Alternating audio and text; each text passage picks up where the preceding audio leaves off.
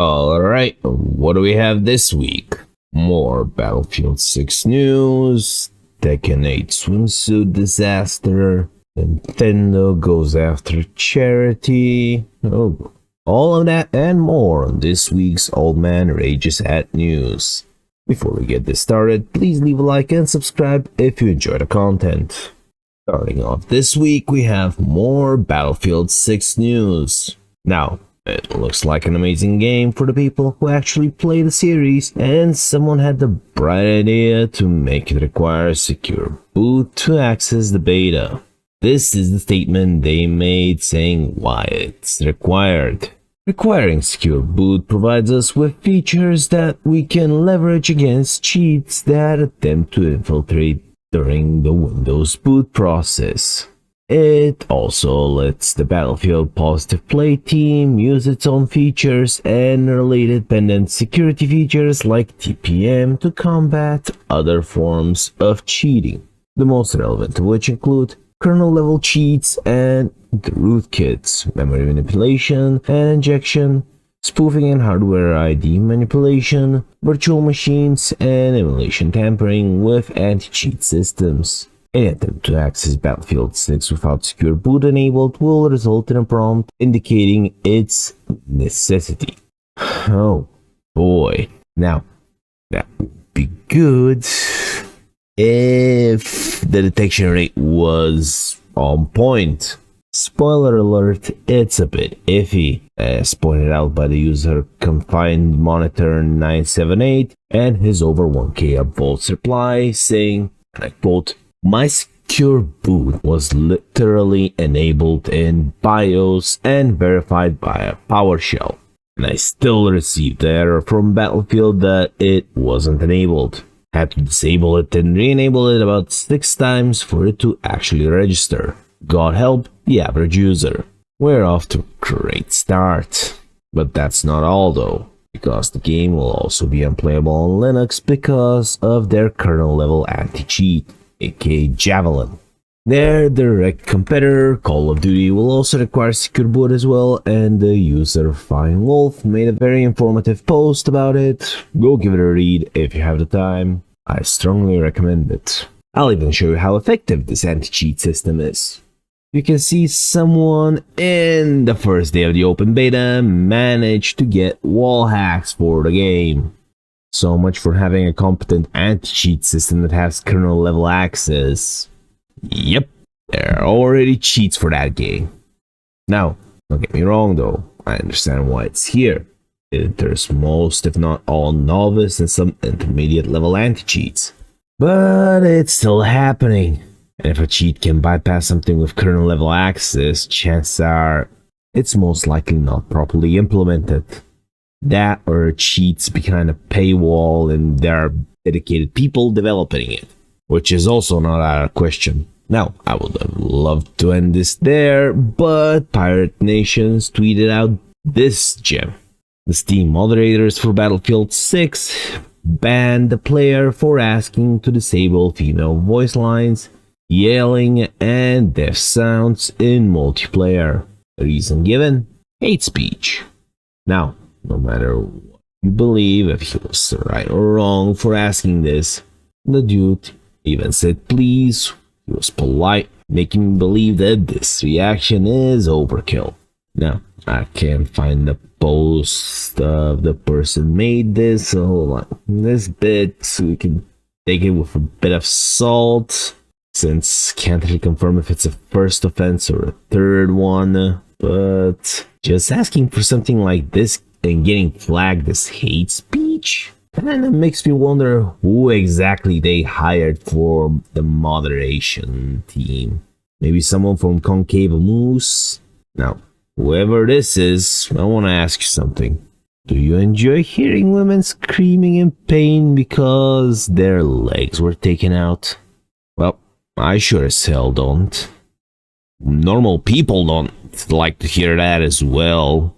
I wonder, where is the hate speech? Also, where are your meds? I think it's past time you take them.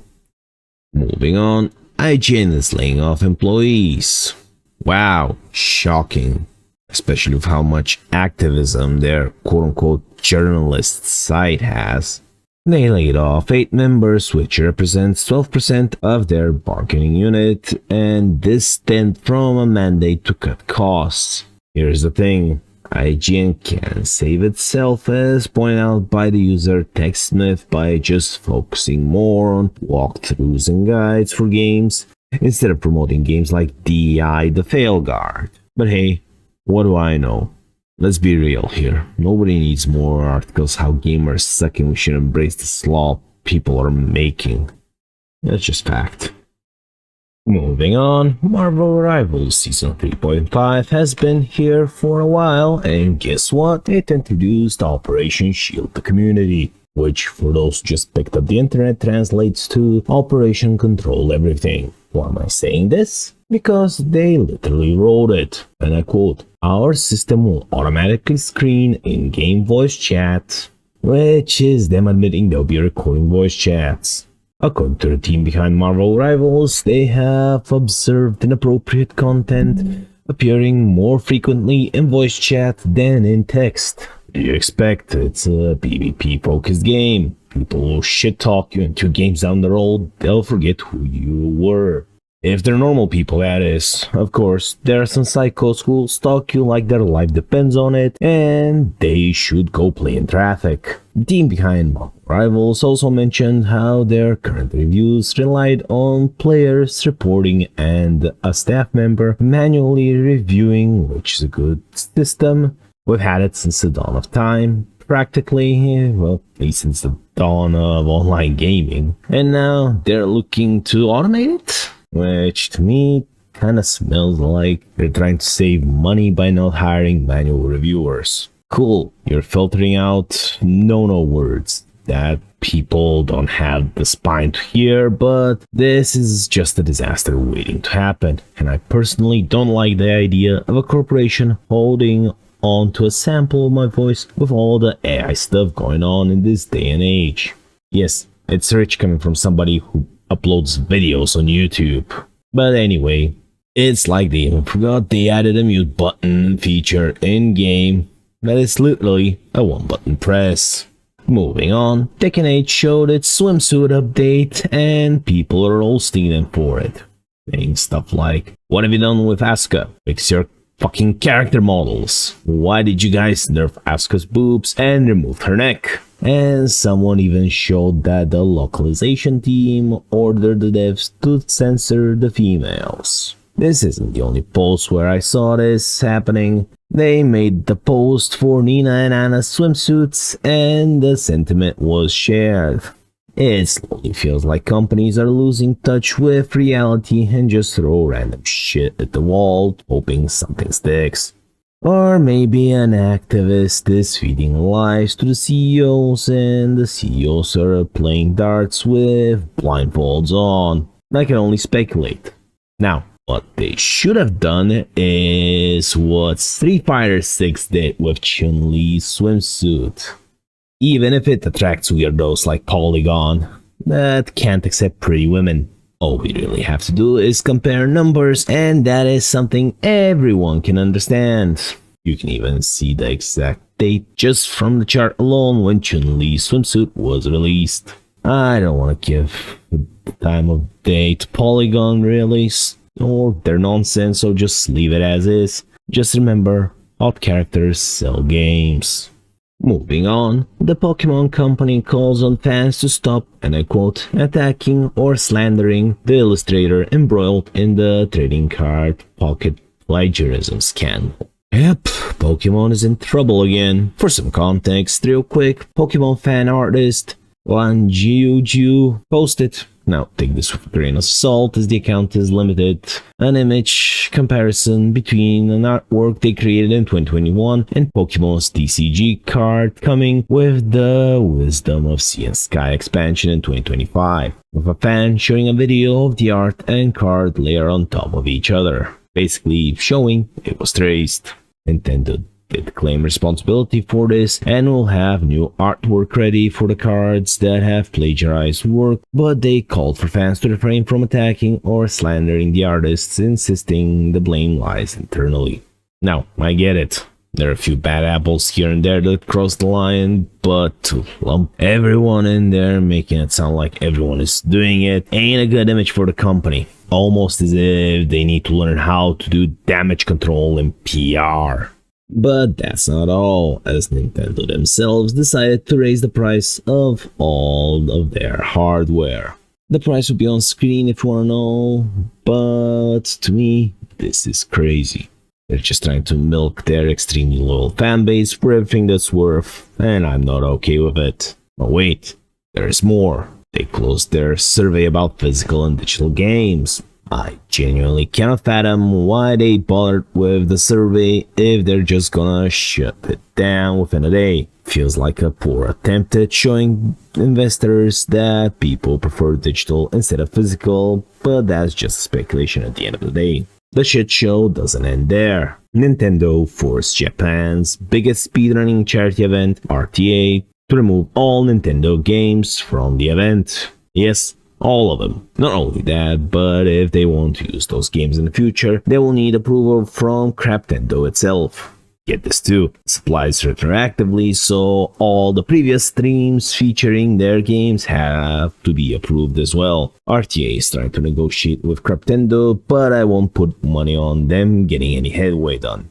It's most likely just another greedy move by Craptendo themselves, but then again, this is just a speculation. Because of this, there is also the potential that game applications and requirements are expected to change as well. Naturally, we'll provide more details when everything is done and dusted.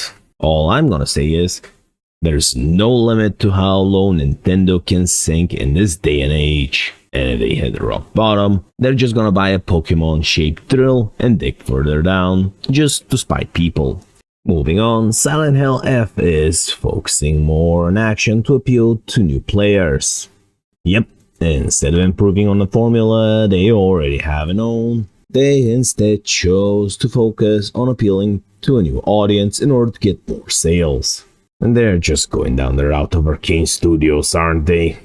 In an interview with GameSpark, the senior producer Motoi Okamoto and director Ai Yang were asked why the game has more action than previous entries in the series, to which the director said it was an attempt to avoid repeating the typical Silent Hill formula. He also stated, "We didn't want to end up recreating Silent Hill 2 over and over again, and we were aware that there was no reason to keep making clones of it. So, in order to avoid repeating what previously major titles did, we decided to make the action stand out more."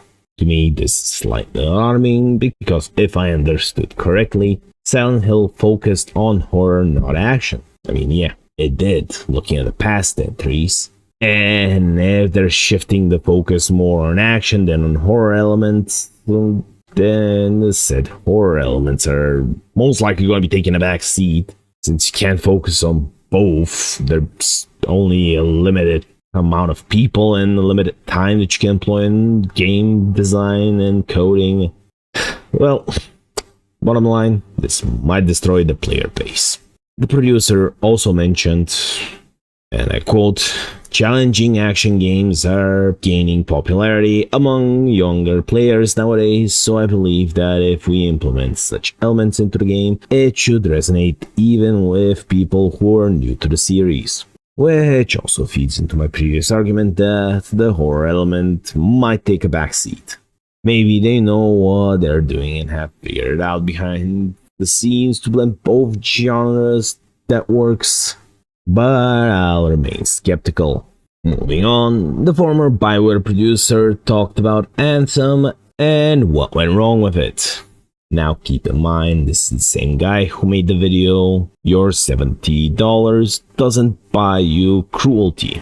So, if you want to skip this segment, that's understandable. Now, this is a long video that Mark Dara made, and it's gonna be split into multiple parts, as he said.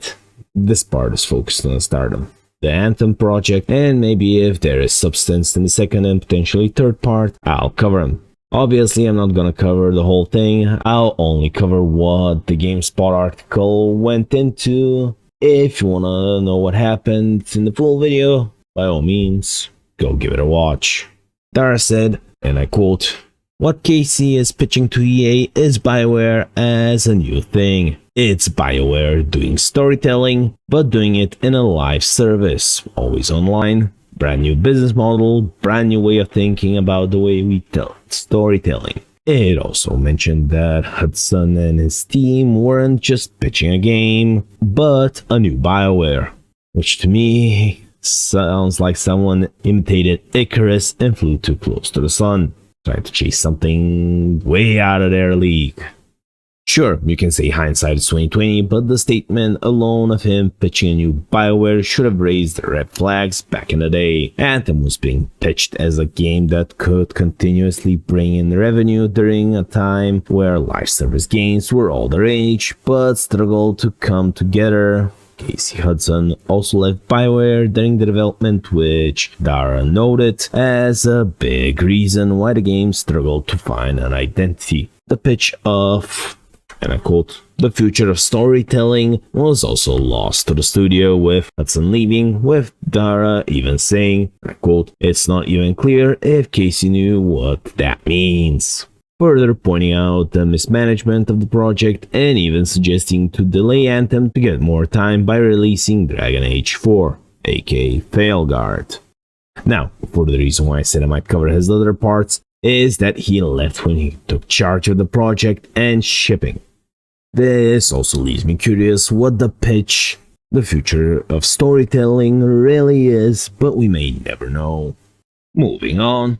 Sony confirmed that Bungie is slowly becoming part of PlayStation Studios.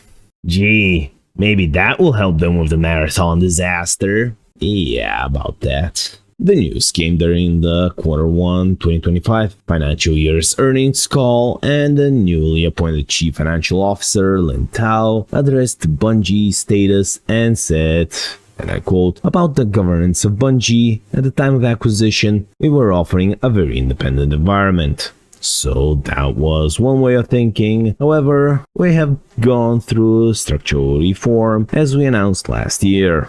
So this independence is getting lighter, and Bungie is shifting into a role which is becoming more part of PlayStation Studios, and integration is proceeding. In the long term, you can see this as an ongoing process, so the direction is to become part of PlayStation Studios." Now, tinfoil hat theory. I bet the investors saw the failure of Bungie's marathon and pressured Sony to get the studio under control.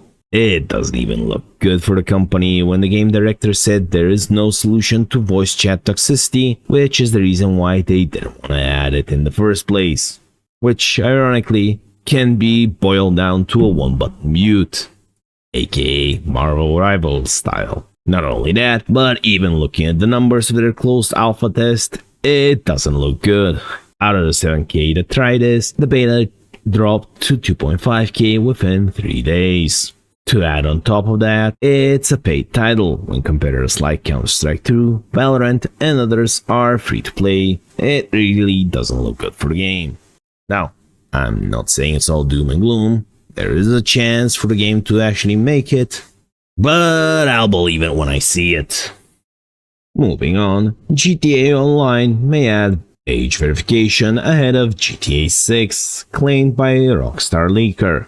The leaker, Test2, said Rockstar is planning on implementing age assurance checks in the near future, rolling them out by region. You may need to verify your age to access GTA Online, or certain features like phone messages, text chat, Snapmatic may be restricted until you verify your age. And you can see he provided the code showing that it's in the game. He also replied to another user saying they have the ability to target specific regions. Which regions? No idea, but the UK will definitely be the first. However, things don't end there. The moderator, Papa Han, posted on GTA Online that there was a post made on the subreddit about a fake alert message from Rockstar stating you need to provide ID to play GTA Online. The only two things that are confirmed is that the code is in the game files, but it's not active. And if it's implemented, the user will be directed to a separate website with a QR code. There is also a preview of the age verification on the subreddit too, but not the website. You can see in the second image that it might just affect online access, in-game store, and Snapmatic upload. However, it has not been confirmed nor announced by Rockstar.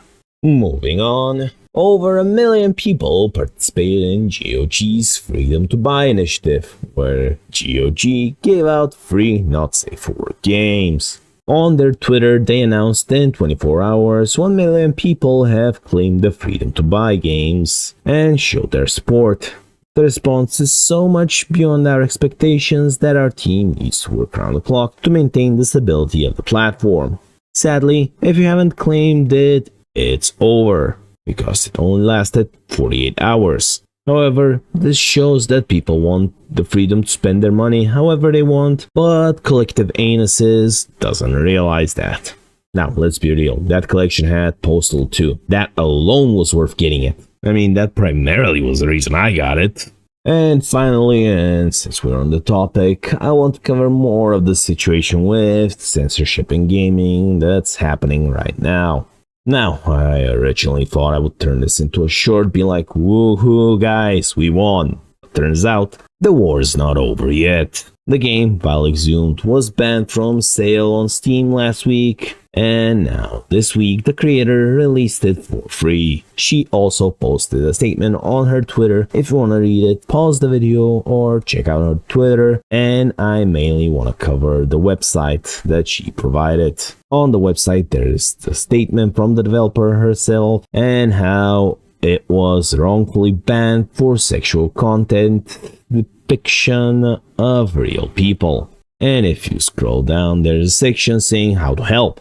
Basically, you can donate, and half of the donation money will go to Red Door Shelter, an actual group that helps with domestic violence. On the same website, you can also download the game for free if you want to play the story. Haley on X did some extra digging on Carol Sinew, founding member Melinda Tankard, and found some very interesting stuff. There are 3 tweets in total, and the first one is, and I quote verbatim here, "Vid games emphasize sensory, immediate word, not cognitive, thoughtful word, lack of consequences, Greenfield." Yeah, I did not butcher that. Which, I mean, I don't really need to butcher that. It sounds like a sentence written by a drunk Karen that got wasted from half a glass of wine she thought it would be a good idea to drink at lunch. Not only that, but lack of consequences? Really? That's what you want to add to this? Now, let's see here. Undertale has 3 different endings based on how you play the game. In Cyberpunk, you can break quests by pissing people off, or basically doing the wrong thing during a quest line. In Stardew Valley, if you side with Jojo Mart, the community center gets replaced by a Joja warehouse, and the NPC's schedules change. But sure, games have no consequences, am I right? The second tweet is, "Children who love video games have brains like gamblers. Release is chemical, same as in drug addiction. Greenfield." Yeah, yet again, something that's poorly written. And if we're talking about chemical releases, what you're talking about is dopamine. That's a chemical that your brain releases when you do activities that make you happy or relaxed, but fuck basic education, am I right? The final disaster of a tweet is one of the classic ones. Video games habituate boys to violence. Create arousal addiction. Most addictive games, the most violent. Who writes like this, for crying out loud? I mean, forget the fact that someone skipped the lesson called correlation does not equal causation, but what's the... I'm kind of worried about the state of the classrooms in Australia. But alright, let's follow her logic here then. Or whatever that was. Every violent crime was committed by people who drank water. Does that mean we should ban water because it could potentially cause violent actions? I'd love to hear her response, but I know she's not even gonna bother. Let's be real. She's gonna most likely block this YouTube channel and make a stupid take on X. After all, it's really easy to just shit talk but not provide any valid data. But anyways, remember how last week MasterCard deflected the blame for censoring? Well, Valve is now telling us what MasterCard told them directly. In a statement provided to PC Gamer, Valve said it tried to work out things with MasterCard, but to the surprise of no one, it didn't work out. MasterCard did not communicate with Valve directly, despite our request to do so. MasterCard communicated with payment processors and their acquiring banks. Payment processors communicated this with Valve, and we replied by outlining Steam's policy since 2018 of attempting to distribute games that are legal for distribution. Payment processors rejected this and specifically cited MasterCard's Rule 5.12.7 and the risk to the MasterCard brand. The rule in question is for illegal or brand-damaging transactions. Here's the thing though. This Avenger-level threat of censorship is more damaging than whatever not safe for work game could exist for their brand. Rule 5.12.7 also includes any product or service that is, quote, patently offensive and lacks serious artistic value. Like, come on! Who the fuck are you to tell us what lacks artistic value? The only thing lacking here is the need for more visits to the doctor for your bi-monthly lobotomy. Not to be left out, the Australian broadcasting company, ABC for short, also jumped on the bandwagon about circumcised shrooms. It goes over stuff we covered last week and also asks the question, why did these platforms do this? They mention how corporate sellouts was campaigning and how their campaign manager, Caitlin Roper, said, and I quote, "This is not merely fictional. These attitudes don't just stay in fiction." And if this were true, then back in November 2021, we would have seen people shouting on the streets with leather armor strapped on them. If this is their brightest bulb, then I can only offer my condolences and a box of candles, as they'll illuminate the room better and probably won't burn out as fast. They also added, and I quote, "This kind of misogyny and normalization of violence against women feeds real-world harm to women and to girls." Yes, please refer to the November 11th statement from earlier. But hey, at least I finally learned what Elon did last week. He literally wrote, "Bravo!" in approval of a petition that we will cover later on in this segment. Yes, that was very threatening for them. Also, Roper tried to claim that freedom of speech is being used for misogyny and male violence against women. And here I am wondering if they're secretly trying to become a circus. Look, at best I can offer them a gig at the dunk tank as the target that releases the chair. To finish this article off, they mention how it wasn't targeting all not safe for work content.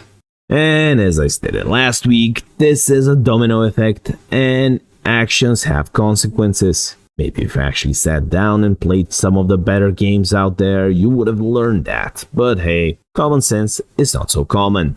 Australia isn't the only big boy that's covering this. The NCOSE is also covering this, and the first thing I noticed is a community note roasting them. So I'll spare you the read, mainly because this practically is the same as the ABC article. The only thing I'll cover is the first quote.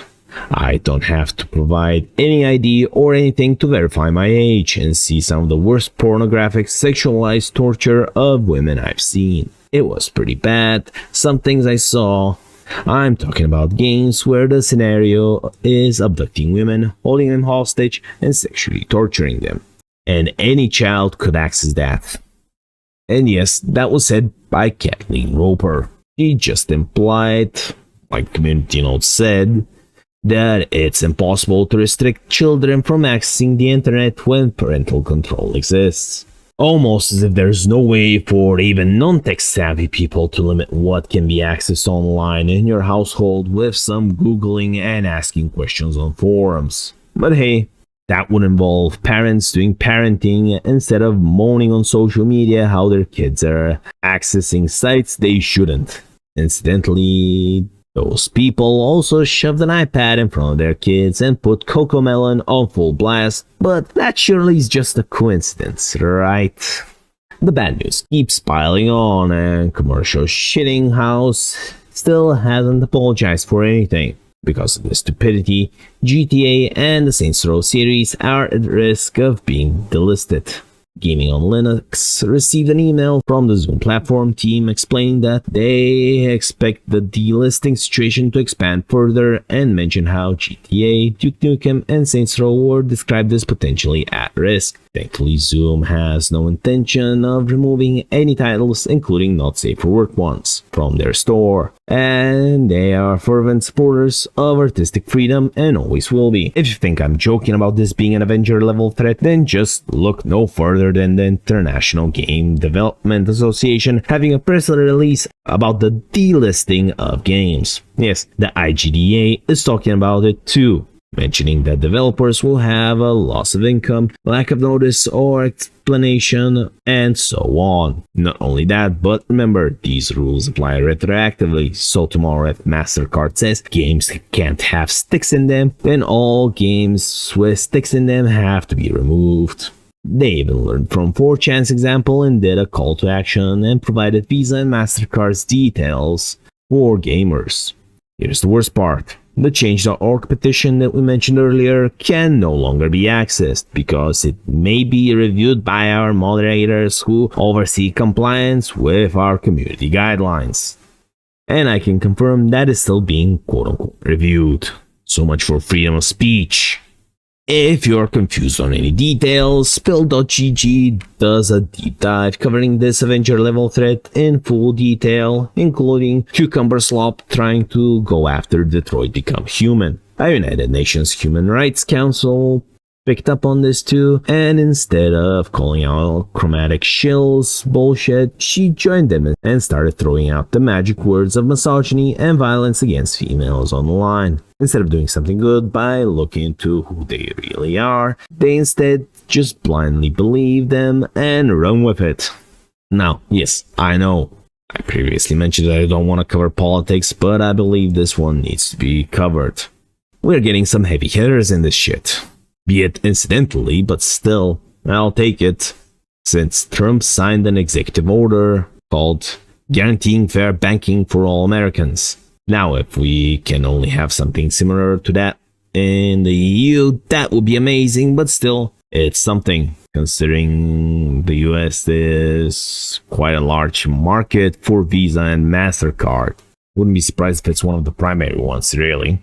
Trump signed an executive order on the 7th of August that punished banks for restricting financial service to customers on the basis of political or religious law, lawful business activities, the not safe for work games, and games like GTA are a lawful business activity. Thus, this protects American customers from losing the ability to purchase lawful products. There is more, but I don't have a legal degree, nor do I understand legal language, so I'm not gonna go further into it. If you want to read it, go ahead, more power to you. What I know for sure is that this, just like with Valve's refund policies that changed worldwide after the lawsuit, ironically enough, that happened in Australia, the place where this shit show started, has the chance to affect everyone.